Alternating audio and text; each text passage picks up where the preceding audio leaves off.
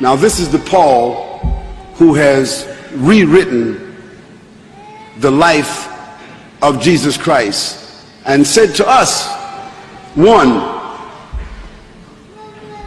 Jesus said, I came not to change and alter the law. Whose law? The law of Moses. Not one jot, nor one tittle, till heaven and earth shall pass away.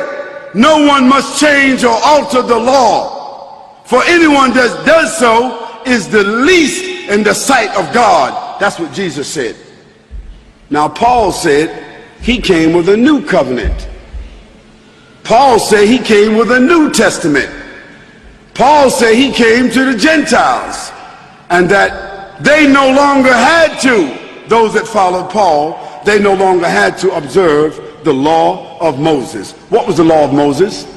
The 10 Commandments. They no longer had to. They could eat pig's meat. The Jewish people today, following the law of Moses, they can't eat pig's meat. So how could Paul change that law and tell them they could eat pig's meat? Paul said they didn't have to circumcise.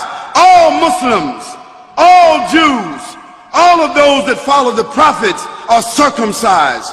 How is it that Paul said they don't have to be circumcised?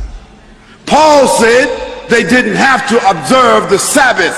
Now the Sabbath is one of the commandments, one of the 10 commandments. And Jesus said, when they asked him about, Jesus said, do you know which is the greatest of all the commandments? What commandments was he talking about? He's talking about the commandments of Moses.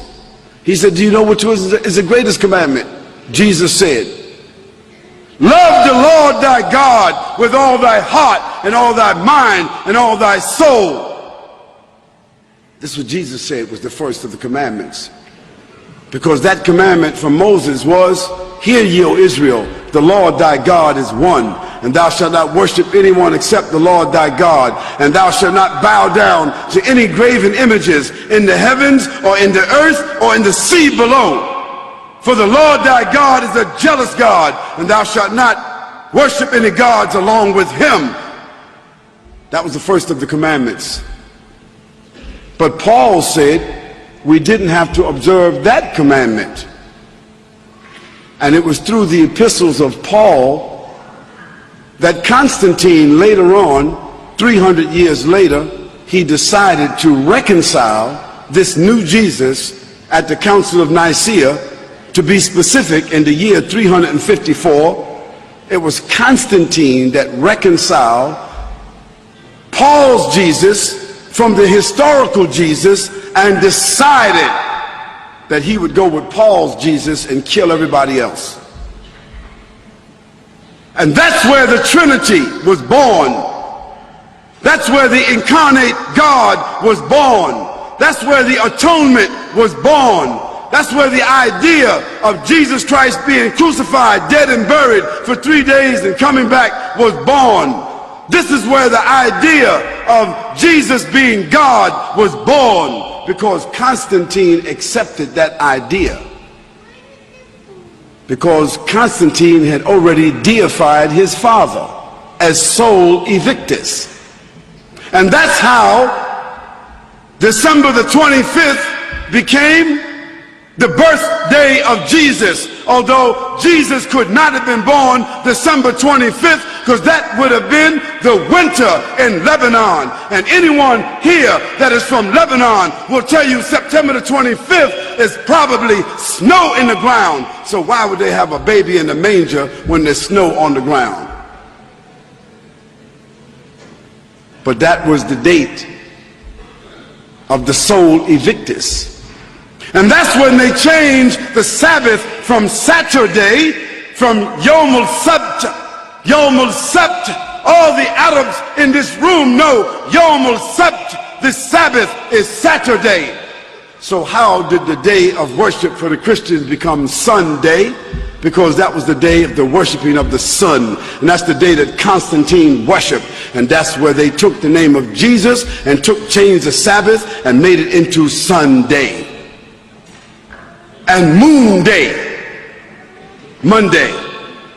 And Tuesday, another god. And Wednesday, another god. And Four's Day, another god. And Friar's Day, another god. All gods of the Romans and the Greeks. What did that have to do with Jesus Christ? Absolutely nothing.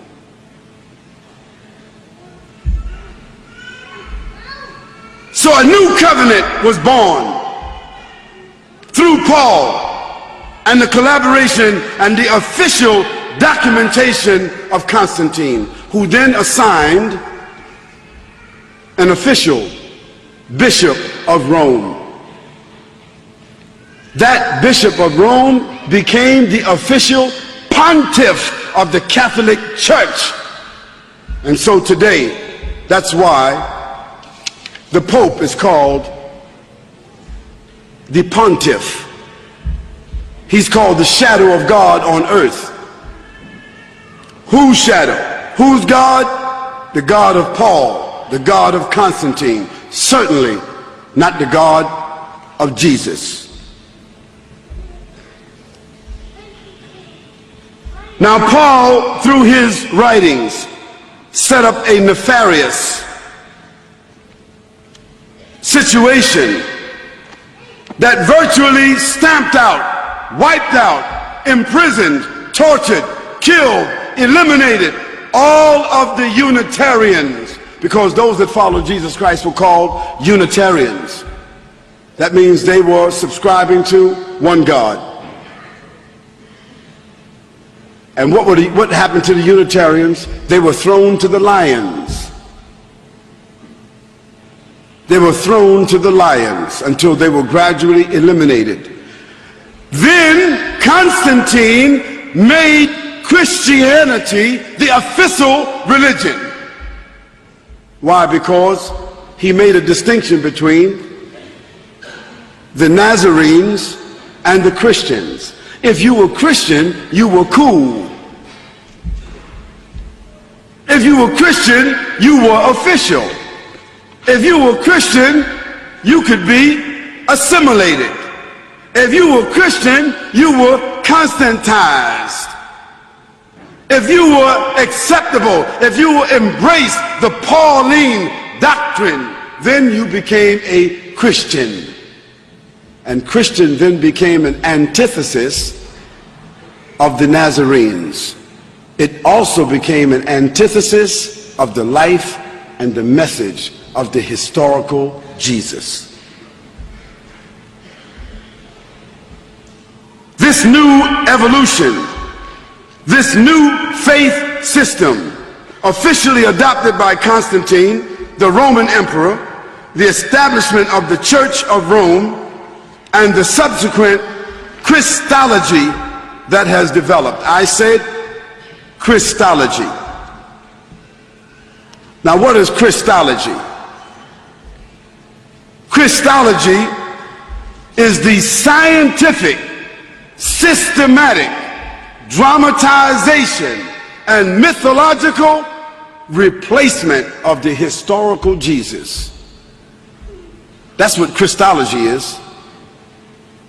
Because if we want to love Christ and follow Christ, we have to follow the real Christ. We have to follow, find, and subscribe to the historical Christ. The issue is, who is willing to follow the historical Christ? And even after you receive the information, some of you are angry right now. If you had some rocks, you'd probably stone me right now.